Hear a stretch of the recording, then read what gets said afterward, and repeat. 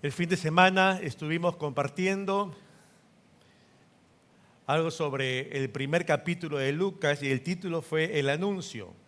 Y hoy estaremos viendo una sección del capítulo 2 porque gira en torno a el sujeto principal de este anuncio, quien es nuestro Señor Jesucristo. Y es aquí donde debemos tomar nota de algo importante. El escenario que describe Lucas es los campos de Belén. Es una noche. Ahora, diríamos, todo el mundo ya está en casa, reposando de la jornada del día, ya tal vez algunos durmiendo, pero hay quienes no, porque están cumpliendo sus labores. ¿Quiénes son? Los pastores. Es en medio de esa oscuridad de la noche que de pronto aparece un enviado por Dios, es un ángel, que trae una comisión particular, única, en toda la historia de la humanidad. Es aquí que vamos a encontrar que esa noche de resplandor rodea a estos pastores de Belén, lo cual causa zozobra, pero no solamente ello, causa un temor. Y es que efectivamente esa luz que emerge en medio de la oscuridad causa en ellos no solo una sorpresa, sino que ante todo aquello que es sobrenatural, la humanidad siempre queda absorta. Muchas veces no puede entender cómo es que sucede ello, cuáles son las razones que obedece para que un hecho así pueda acontecer. Estamos aquí y a diferencia de María, como lo citó el capítulo 1 de Lucas, la zozobra, el temor de los pastores sí es por la presencia del ángel. Vemos ahora que aquella presencia angelical delante de los hombres causa eso, pavor, miedo, estupor. Y son ahora exhortados estos pastores a que ellos hagan un giro en esa emoción primera, en esos efectos que produce en ellos la visita de este ser. La respuesta inmediata de ellos fue gran temor. Y el llamado ahora del ángel es, no teman, sustituyan su gran temor por gran gozo. Y es el gran gozo, el llamado ahora de este ángel a estos pastores en Belén. Hay un cambio que se espera de aquel que es receptor de esta noticia. Cuando uno recibe la noticia no puede quedar sumido en su mundo tal como está. Tiene que haber un cambio, porque es confrontado con una noticia sin igual. Y es por eso que este ángel les hace ver esa realidad. El temor nos es natural a los seres humanos en distintas circunstancias. Vimos y leímos hace un instante el pasaje de José, ¿verdad? Cuando un ángel le dice a José, José, no temas tomar a María por mujer. Recordemos la semana pasada, él está de novio, se entera que ella está esperando. ¿Qué situación más compleja y más dramática? Imagínate todos los pensamientos que pudieron venir a la mente de José. Y en esa circunstancia, Dios obrando sobrenaturalmente y en el cumplimiento perfecto de sus planes y en su tiempo, envía también, así como un ángel a María, a un ángel a José. Y enfrenta justamente aquello que está padeciendo José. ¿Qué cosa es? Temor. Y le dice, sé que tienes temor, no temas. El temor llega a nuestras vidas cuando no lo esperamos. Tú ves otro caso, Pedro. Un día están en el mar y allí aparece Jesús caminando sobre las aguas y ellos temen. Y Jesús le dice, no temáis, soy yo. Y siempre el diligente, por decirlo menos, Pedro, que dice, si eres tú, entonces di que yo camine sobre las aguas. ¿Y qué dice Jesús? Ven. Y en lo que está yendo, aparece lo que está allí, un fuerte viento. Y entonces el que tiene miedo. El temor llega a nuestras vidas por diversas ocurrencias, hechos, circunstancias que no necesariamente están bajo nuestro control, sino todo lo contrario. ¿Alguna vez has tenido temor? Frente a este temor, es interesante que el llamado por el ángel es a que esto varíe, se revierta. ¿Por qué? Por gozo. Y no solo pase de temor a gozo, sino que de este gran temor pase a un gran gozo. Recordemos un minuto aquello que aconteció el día de la resurrección de nuestro Señor Jesucristo. Está Magdalena y unas mujeres yendo al sepulcro y se dan cuenta que ya esa piedra está removida, ya no hay nadie allí, y hay un ángel que le dice, aquel que buscan ya no está porque ha resucitado, está vivo. Frente a esa circunstancia, estas mujeres, ¿cómo reaccionan? ¿Tienen qué? Tienen temor. Frente a la noticia, de manera consecuente, ¿qué viene a sus vidas? Gran gozo. Porque más allá de la circunstancia del momento, lo que debe calar en nosotros es esta noticia singular. Jesús vive y tiene un propósito particular para nuestras vidas. Nos recuerda aquel pasaje en los evangelios, cómo una persona se llena de gozo cuando encuentra justamente aquel tesoro escondido. Es importante que tengamos presente esto, porque aquí se nos habla que el ángel viene a dar nuevas a los pastores, pero son nuevas y son buenas nuevas. En un sentido, aquí en el original, cuando habla de nuevas, está utilizando la misma palabra que se utiliza para evangelio.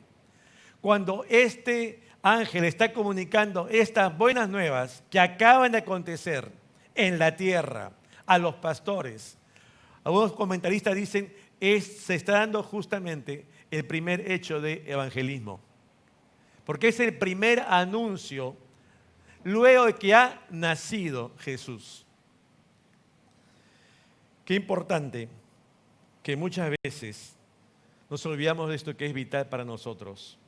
No es un hecho solamente histórico, no es un día, digamos, que de feriado pasa a ser algo también festivo, cotidiano, una vez al año nos reunimos como familia, sino que tiene una trascendencia que tenemos que recordar vez tras vez.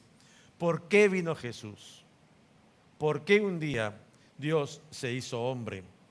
Y eso es lo que tenemos que recordar, porque esas promesas mesiánicas de un Salvador, un día dejaron de ser promesas para ser realidad. Un día dejó de ser una esperanza que algún día vendrá, sino que llegó el momento en el tiempo de Dios en que llegó y se cumplió. Y es por eso que tenemos que tener esto presente. La Escritura nos dice también, aquí en el Evangelio de Lucas, que os ha nacido hoy en la ciudad de David un Salvador, que es Cristo el Señor. Y quiero abocarme a tratar este punto, que es el vital, me parece, cada Navidad. Porque más allá de tener luego un tiempo de solaz como familia, en casa, tenemos que recordar de tanto en tanto el por qué vino Jesús realmente. Y es aquí donde lo cita. Hoy, ha nacido hoy en la ciudad de David, ¿qué? ¿Quién ha nacido? Un Salvador. Un Salvador. Es importante que en contexto judío, ellos tenían muy claro quién era el Salvador. No era un hombre, no eran ellos, no era que ellos mismos por sus propias fuerzas podrían alcanzar salvación. ¿Quién era? Siempre hacía una referencia a Dios. Es Dios quien salva al hombre, es Dios quien mira a su pueblo y busca su salvación. No es el hombre por su propio medio, méritos, esfuerzos, obras, no la puede alcanzar. Y es aquí donde siempre la mirada del pueblo de Israel está dirigida a los cielos. Hay un solo Dios, hay un solo Salvador. Pero bajo este contexto tenemos que recordar que es un Salvador. Un Salvador es aquel que liberta. Es aquel que obra en nuestras vidas de forma tal que nos rescata del peligro. Un Salvador es aquel que nos rescata de la destrucción, quien tiene poder y autoridad en los cielos y en la tierra y debajo de la tierra, para poder salvarnos, para poder sanarnos, para poder restaurar nuestras vidas que pueden estar mermadas por alguna circunstancia. Yo te pregunto, hermano, hermana, amigo, amiga, estás aquí. ¿Hay alguna conducta o hay algún hecho en tu vida por el cual tú te sientas preso, agobiado? ¿Hay algo que tú digas, esto me tiene atrapado, no puedo librarme de esta situación? Agobia mi vida, aqueja mi alma. Y he llegado a envolverme en un círculo vicioso. Hallo que este tema ya me domina. Empezó tal vez gustándome y me deleito en ello, pero luego ya no puedo salir de aquel. Jesucristo vino para darnos libertad, pero también tenemos que recordar que nosotros tomamos decisiones cada día y que somos responsables de las mismas y que de un día tendremos que asumir las consecuencias de tales decisiones. Nos corresponde a cada cual como adultos. Nadie va a asumir las consecuencias nuestras. Es de manera individual, personal. Decimos que somos libres para tomar decisiones. Perfecto. Seamos responsables entonces para asumir las consecuencias de aquellas decisiones que tomemos nosotros en libertad. En un sentido, hay que tener esto presente, pero también recordemos que al final de los tiempos habrán dos juicios, y lo estima la Escritura, lo señala allí. Hay un juicio que se conoce como el Tribunal de Cristo, y tú lo ves en pantalla, donde todos daremos cuenta de lo que hemos hecho mientras estábamos en este cuerpo, sea bueno o sea malo. Es un juicio que está destinado para los creyentes. Pero hay otro juicio, que se llama el juicio del gran trono blanco, donde igualmente los libros serán abiertos y todos también serán juzgados según sus obras. Este juicio no es para creyentes, es para no creyentes, para incrédulos. Todos por igual seremos juzgados. No hay nadie que será exento de este juicio y escrutinio final de Dios en su momento. Y es algo que tendremos que tenerlos todos presente, porque es parte también, una consecuencia de aquellas decisiones que tome hoy, de cara al mañana. Y yo no puedo alegar, yo no sabía esto. En las leyes peruanas, entiendo que debe ser también la de otros países, cuando uno comete una infracción, uno no puede alegar el desconocimiento de la ley para decir, como yo no conocía esa ley, entonces no merezco la sanción. Eso no es aplicable en la legislación. Tampoco es aplicable que nosotros digamos un día a Dios, yo no sabía eso.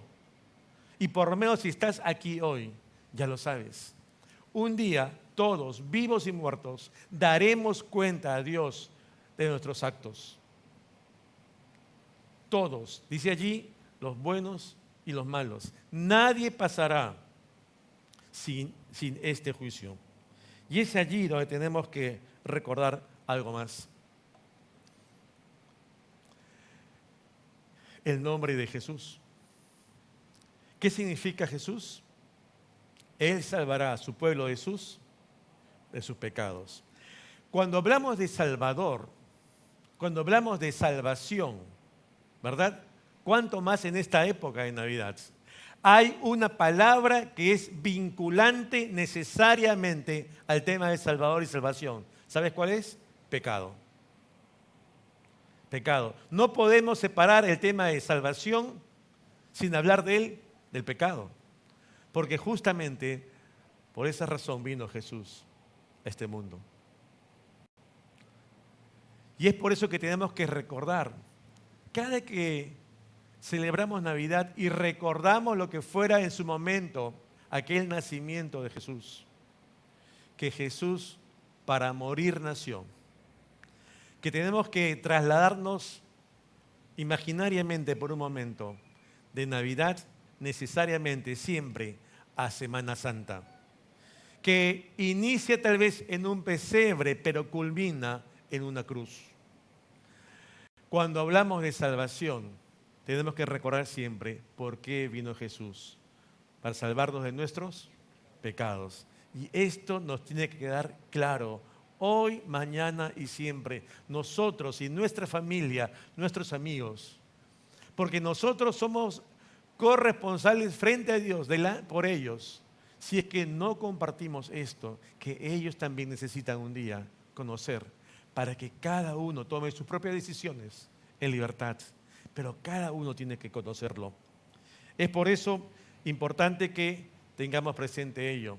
Porque la Biblia también nos dice que es la palabra de Dios, que cuando nosotros nos vemos a nosotros mismos y Dios nos ve, todos estamos en una misma condición. Que dice Romanos 3:23, que todos somos pecadores, que no hay uno que no lo sea. Y en tal sentido, se recuerda una vez más que Jesús vino por todos, porque la condición era universal del ser humano, esta condición universal de pecado, y es por eso que vino por nosotros.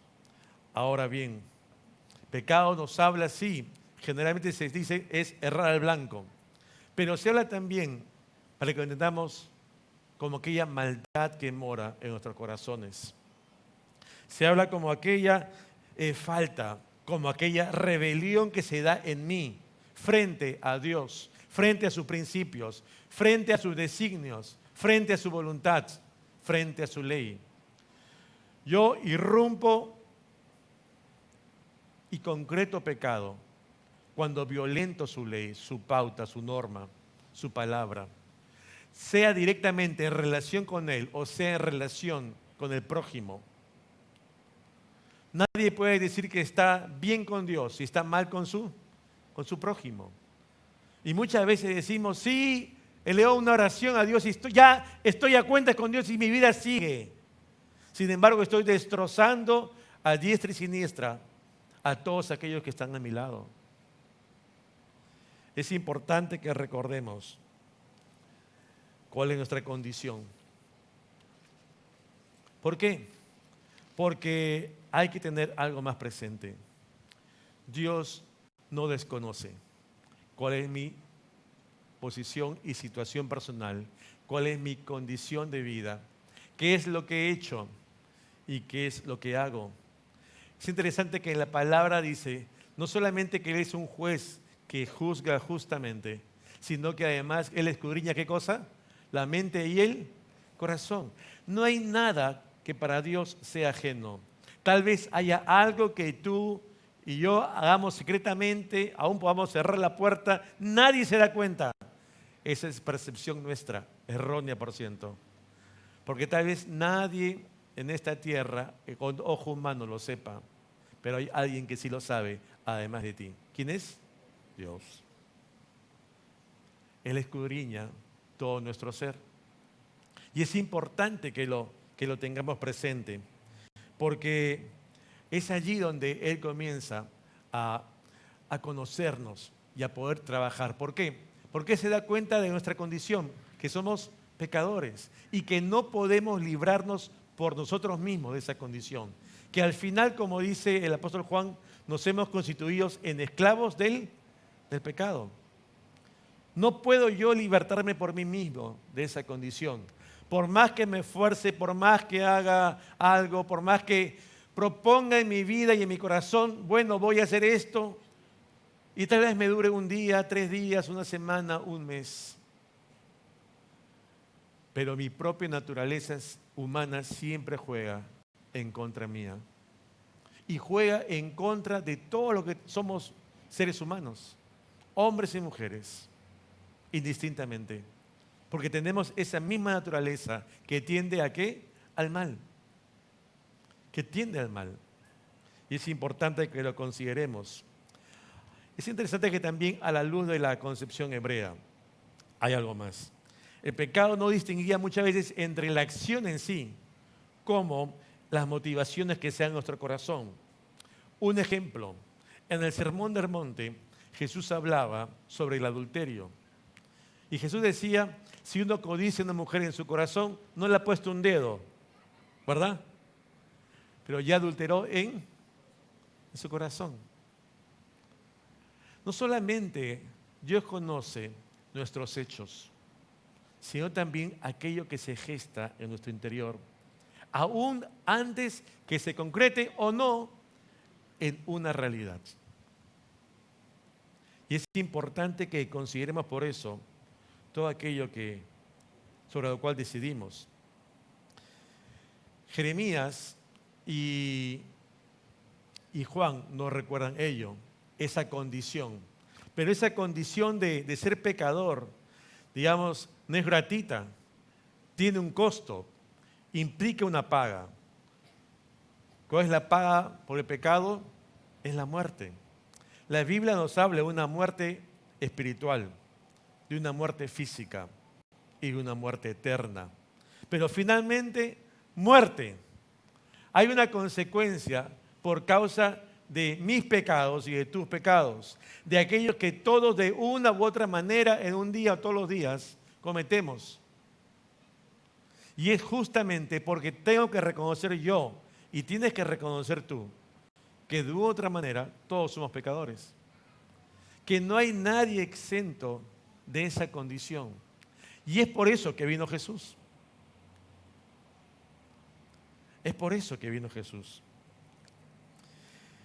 Nuestros pecados van a revelar nuestra condición. Y es allí donde justamente Dios muestra su amor para con nosotros los hombres. En que siendo pecadores, Cristo, dice la palabra, murió por nosotros. Dice allí, porque de tal manera amó Dios al mundo, el Evangelio de Juan,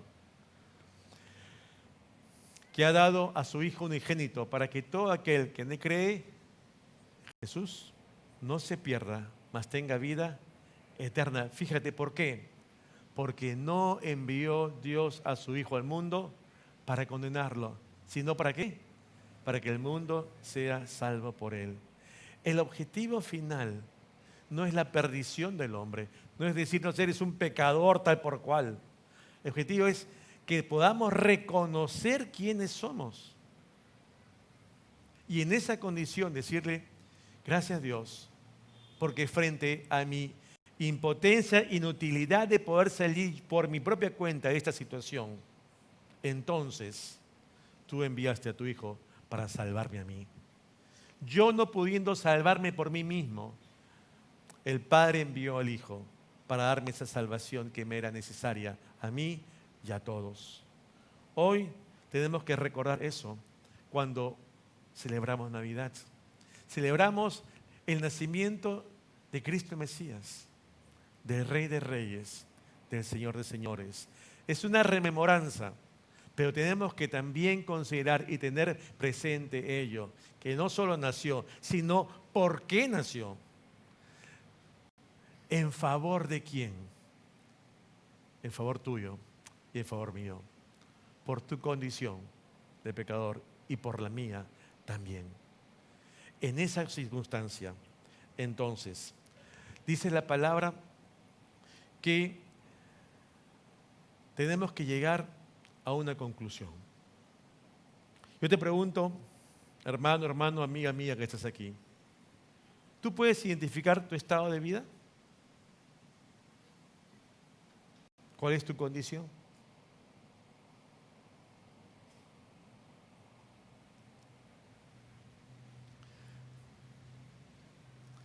Podemos tal vez engañar a los hombres. Pero es interesante que la Escritura dice, Dios no puede ser burlado. Nosotros podemos cerrar los ojos y aparentar no existe nadie, nadie me ve, nadie lo sabe, esto es entre yo y alguien más, pero Dios lo conoce. Y es por eso que necesitamos ponernos a cuentas con Dios. Necesariamente. Sí, Dios nos da libertad para tomar decisiones, pero muchas veces no somos, siendo Libres nos hemos vuelto esclavos. Esclavos de algo que ya nos domina. Y que la Biblia lo llama como pecado. En cualquiera de sus formas. Cada uno se conoce. Cada uno, permíteme la frase, sabe de qué pie cojea. Sabe cuál es su área débil. Tal vez en otro no se dé, pero en uno sí. Y tiene que estar atento, pero también tiene que reconocer si es el tema por el cual tiene que comenzar a dar cuenta y dar cuenta a Dios.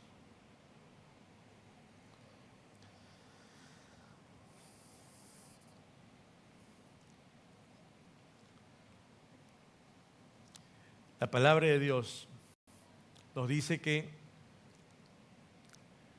Jesucristo vino por ello, para salvarnos de nuestros pecados, de las consecuencias del mismo.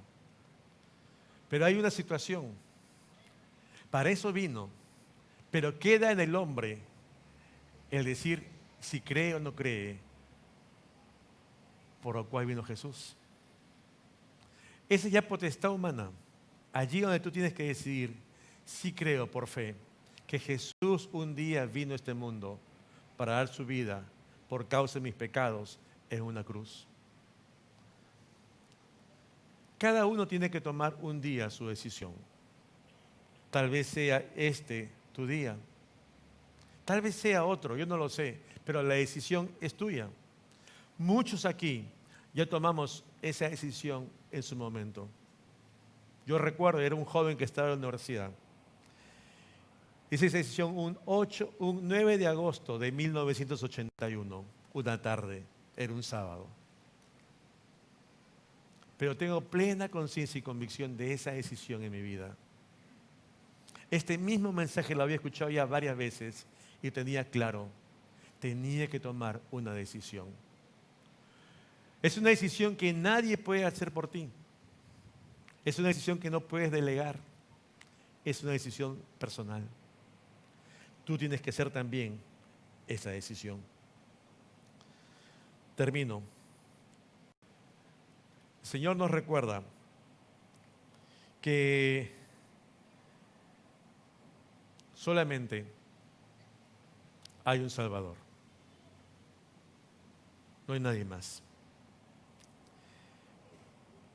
Y es por eso que es interesante que aquí, en este pasaje de Lucas, si bien es cierto que dice que ha nacido un Salvador, en original no hay artículo allí, que nos habla justamente de esa precisión particular. Hay un único,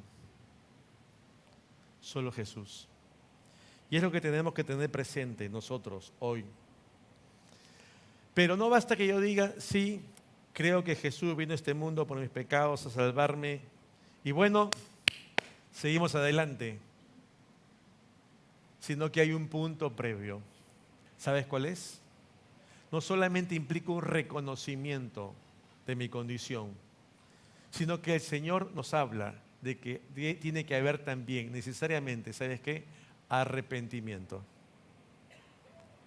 El arrepentimiento es necesario cuando hablamos también de salvación. El arrepentimiento es parte de ese proceso, de esta toma de decisión. Consciente de que estoy mal en esto. Entonces el Señor nos llama a dejar de hacerlo. Hay una diferencia con el remordimiento, porque muchas veces el remordimiento es una decisión por algo que acontecerá de manera inmediata y tengo temor a las consecuencias. Pero el arrepentimiento conlleva necesariamente un cambio de mente que me va a llevar a un cambio de decisiones, a un cambio de estilo de vida que va a operar el Espíritu Santo en nosotros cuando venga a nuestro corazón. Pero necesito yo darme cuenta que si estoy haciendo algo mal, debo dar un giro de 180 grados y seguir en sentido contrario. No hay otra. No basta que yo diga, sí, estoy mal, gracias por tu salvación, perdóname y sigo adelante. La salvación que viene de lo alto implica arrepentimiento. dejar de hacer lo malo que estaba haciendo y empezar a hacer lo correcto. Eso es lo que tenemos que recordar también hoy, porque es importante que cada uno tenga presente que la vida de fe, la vida cristiana, también amerita esta situación cada día. Porque tal vez un día tú y yo digamos, sí, también he hecho una decisión de fe, una profesión de fe, soy consciente de mi pecado, me arrepiento, dejo, pero en el camino vuelvo atrás. En el camino no solamente vuelvo a otras prácticas, sino adquiera nuevas que son impropias. Y tengo que darme cuenta de mi condición allí también. Termino con esto. Cristo, el ungido de Dios, el Mesías prometido, vino por primera vez, pero no a reinar, sino a salvar.